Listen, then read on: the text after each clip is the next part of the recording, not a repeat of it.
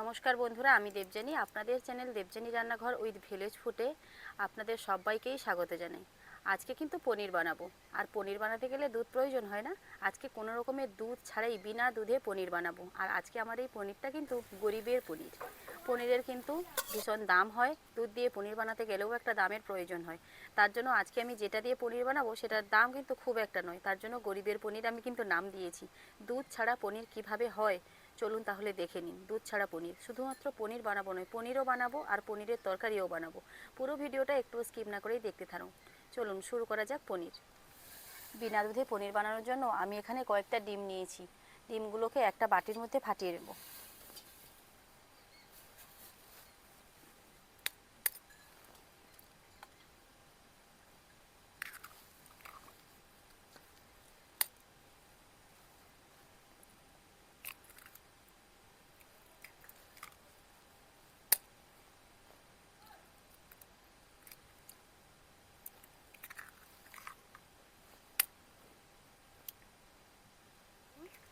আমি এখানে ফাটিয়ে নিয়েছি, এইবার ভালোভাবে এটাকে ফেটিয়ে দেব। আমি এখানে বেশ অনেকগুলো ডিম নিয়েছি, আপনারা চাইলে অল্প ডিম নিয়েও কিন্তু পনিরটা বানাতে পারেন। সেক্ষেত্রে অল্প পরিমাণে পনিরটা হবে, কিন্তু অল্প ডিম নিয়েও এটা বানাতে পারেন। দুধ দিয়ে হলে বেশ অনেকখানি, দুধ না হলে না পনির বানানো যায় না। তবে হ্যাঁ, এই পনিরের স্বাদ আর সে পনিরের স্বাদ একদমই আলাদা হবে, কারণ সেটা দুধের পনির। দুধের পনিরের যেরকম স্বাদ হয় সেরকম হবে, আর এটা ডিমের পনির, এটার স্বাদও একদম আলাদা হবে। তবে নামটা কিন্তু পনির, দেখতে একদম পনিরের মতনই হবে। চলুন এবার ভালোভাবে এটা ফেটিয়ে নিয়েছি। আর আমি পনির বানানোর জন্য আমি যে মোলটা নিয়েছি সেই মোলটার মধ্যে কিছুটা তেল ভালোভাবে লাগিয়ে নেব। আজকে বাতাসটা খুব এদিক ওদিক হচ্ছে, শীতের বাতাস তো। সরিষার তেল নিয়েছি, কিছুটা তেল দিয়ে হাত দিয়ে ভালোভাবে মাখিয়ে দেবো। ব্রাশ থাকলে আপনারা ব্রাশ দিয়েও লাগিয়ে নিতে পারেন। এই যে সাইডগুলো, এই সাইডগুলোতেও কিন্তু তেলটা লাগিয়ে নেব।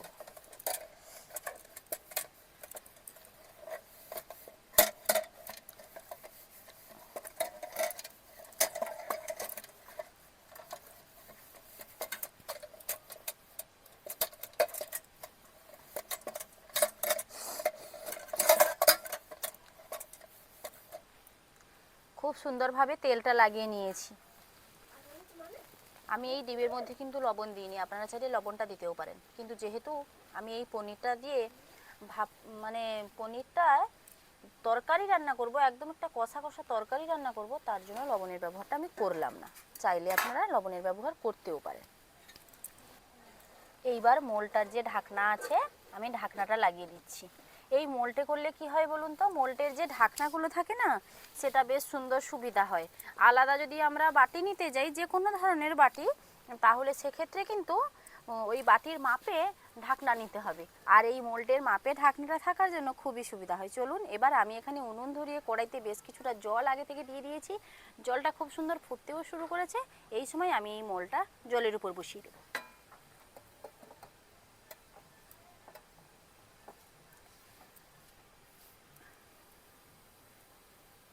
ঠিক এই রকমভাবে 15 মিনিট এই ফুটন্ত জলের মধ্যে মোলটা বসে থাকলে খুব সুন্দরভাবে কিন্তু ডিম থেকে ডিমের পনির রেডি হয়ে যাবে। 15 মিনিট ওটা ফুটে যাক, 15 মিনিট পর ফিরে আসছি, আপনাদেরকে দেখাচ্ছি। ডিমের পনির হতে হতে আমি এখানে সব রকমের মশলা নিয়ে নিয়েছি পনিরের তরকারিটা বানানোর জন্য। প্রথমে এখানে রয়েছে লবণ, হলুদের গুঁড়ো, লাল লঙ্কার গুঁড়ো, কাশ্মীরি লঙ্কার গুঁড়ো, জিরার গুঁড়ো, রয়েছে সাদা তেল, আদা রসুনের বাটা, পেঁয়াজ কুচি, ধনেপাতা কুচি। চলুন এবার পনিরটা নামাই, হয়েছে কিনা দেখি। হালকা গরম রয়েছে, মানে এটা একটু বেশি উঁচু থাকার জন্য না খুব একটা সম্পূর্ণটা গরম হয়ে যায়নি। চলুন এবার ঢাকনাটা খুলি।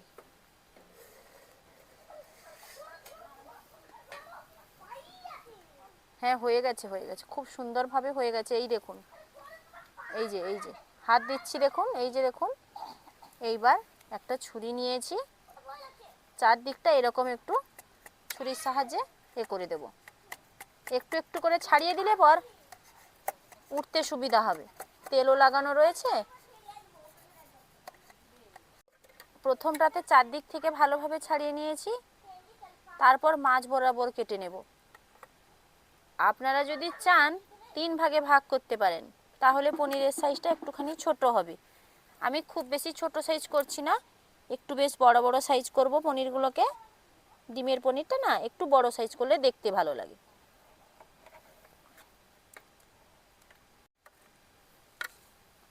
প্রথমে আমি কিন্তু পিস পিস করে কেটে নিয়েছি, দিয়ে পনিরগুলোকে তুলে নিচ্ছি। তুলতে কিন্তু কোথাও কোনো অসুবিধা হচ্ছে না, দেখুন একটুখানি ছুরির আগাটা লাগিয়ে দিলেই হয়ে যাচ্ছে।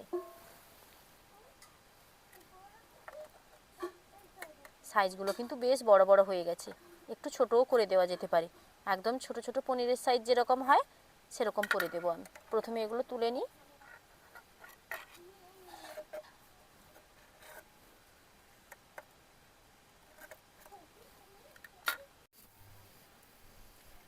ডিমের এই পনিরগুলো প্রথমে আমি বড় বড় পিস করে কাটছিলাম, তারপর দেখুন একদম পনিরের সাইজে ছোট ছোট পিস করে কেটে নিয়েছি।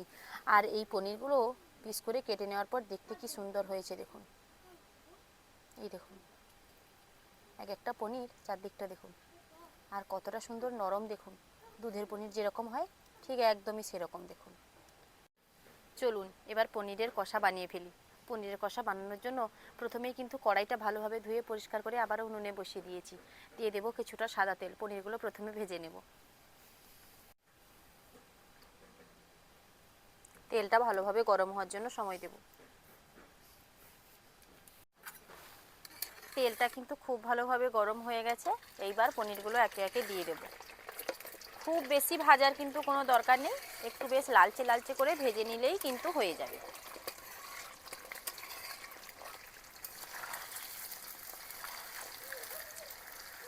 একসঙ্গে আমি সবগুলো দিয়ে দিয়েছি, খুব বেশি পরিমাণ নেই, যতটা পরিমাণ আছে একসঙ্গে ভাজা হয়ে যাবে, তার জন্য আমি দিয়ে দিয়েছি। একটু এখানে এদিক ওদিক করে নিয়ে নিলে রেডি হয়ে যাবে।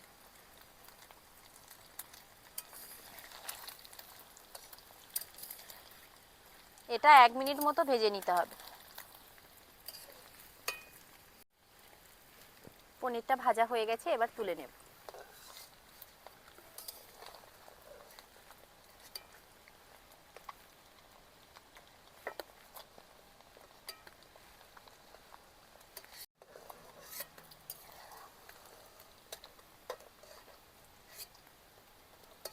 ঠিক এইরকম লালচে লালচে হয়ে যাবে দেখুন।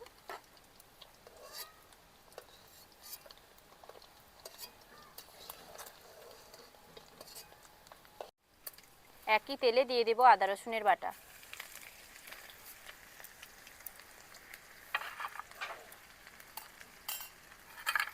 দিয়ে দেব পেঁয়াজ কুচি,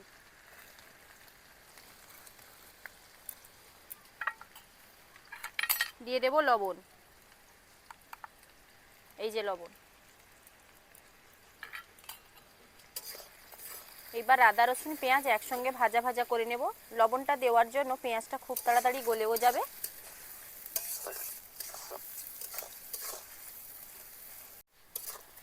পেঁয়াজটা একদম লালচে লালচে কালার হয়ে গেছে দেখুন। ঠিক এই পর্যায়ে গুঁড়ো মশলাগুলো অ্যাড করে দিতে হবে। প্রথমেই আমি গুঁড়ো মশলার মধ্যে দিয়ে দেব হলুদ গুঁড়ো,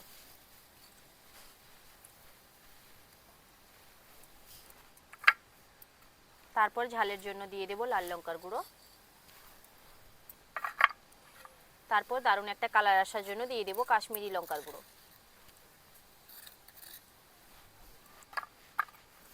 আলাদা একটা স্বাদের জন্য দিয়ে দেব জিরার গুঁড়ো।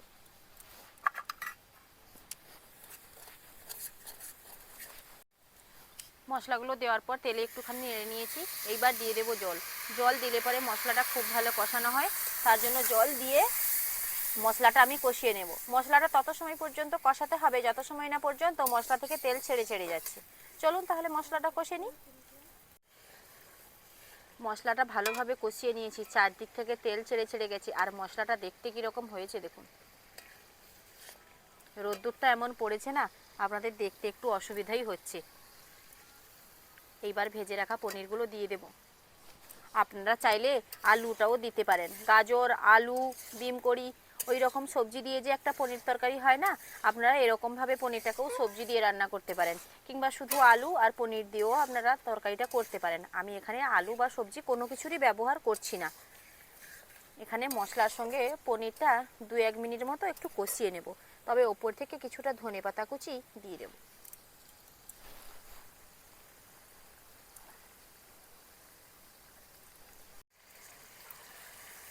মশলার মধ্যে কিছু সময় পনিরটা নাড়ার পর পনির তরকারি আমার একদম রেডি হয়ে গেছে। ওপর থেকে দিয়ে দেবো একটুখানি গরম মশলার গুঁড়ো।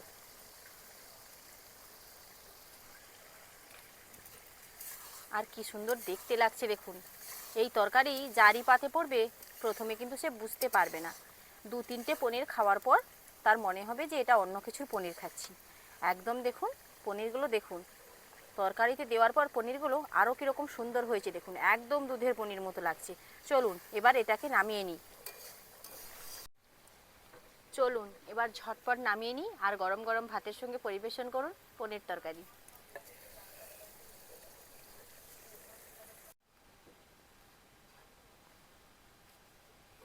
পনিরের তরকারি পারফেক্টভাবে আমার একদম রেডি হয়ে গেছে। আপনারা দেখে নিশ্চয়ই বুঝেছেন যে পনিরের তরকারিটা কতটা সুন্দর দেখতে লাগছে। পনিরের তরকারিটা দেখতে যতটা সুন্দর, খেতে কিন্তু আরও বেশি সুন্দর। এরকমভাবে বাড়িতে একদিন বানিয়ে দেখুন। ডিমের ঝোল, ডিমের ভাজা, ডিমের পোচ, ডিম দিয়ে বিভিন্ন রকমভাবে তো আপনারা খেয়েছেন। একবার এরকম ডিম দিয়ে পনির বানিয়ে সেই পনিরের তরকারি রান্না করে খাবেন। যেদিন বাড়িতে মাছ নেই, মাংস নেই, শুধু কয়েকটা ডিম পড়ে রয়েছে, সেদিনই এরকমভাবে তরকারিটা বানিয়ে ফেলুন। দেখবেন খাওয়া দাওয়া একদম জমে যাবে। সবসময় ডিমের ঝোল খেতে খেতে মুখটাও একটা অরুচি ভাব এসে যায়। সেই অরুচি দূর করার জন্য একই রকম সবজি দিয়ে, একই রকম মাছ দিয়ে যদি একটু ভিন্ন ধরনের রান্না করা যায়, তাহলে স্বাদটা একদমই আলাদা হয় আর খেতে ভীষণ ভীষণ ভালো লাগে। সেটাই কিন্তু এরকম মনে হয়। তার জন্য আজকের আমার এই রেসিপি। আমার এই ডিমের পনিরের রেসিপি আপনাদের কীরকম লাগলো লাইক, কমেন্ট ও শেয়ার করে জানাতে ভুলবেন না। যদি ভালো লেগে থাকে আমার চ্যানেলটি সাবস্ক্রাইব করে আমার পাশে থাকবেন, যাতে প্রত্যেক দিন বিভিন্ন ধরনের রান্নার রেসিপি আমি আপনাদের সঙ্গে শেয়ার করতে পারি। দেখা হচ্ছে আবার নতুন কোনো রান্নার রেসিপি নিয়ে। ততক্ষণ সুস্থ থাকুন, ভালো থাকুন। আর হ্যাঁ, আরেকটা কথা, যদি আপনাদের কোনো রান্নার রেসিপি দেখতে ইচ্ছে করে অবশ্যই আমাকে কমেন্ট করে জানাবেন। সেই রেসিপি আপনাদের সঙ্গে শেয়ার করার আমি একান্তই চেষ্টা করব। ভিডিওটা এখানেই শেষ করছি। টাটা।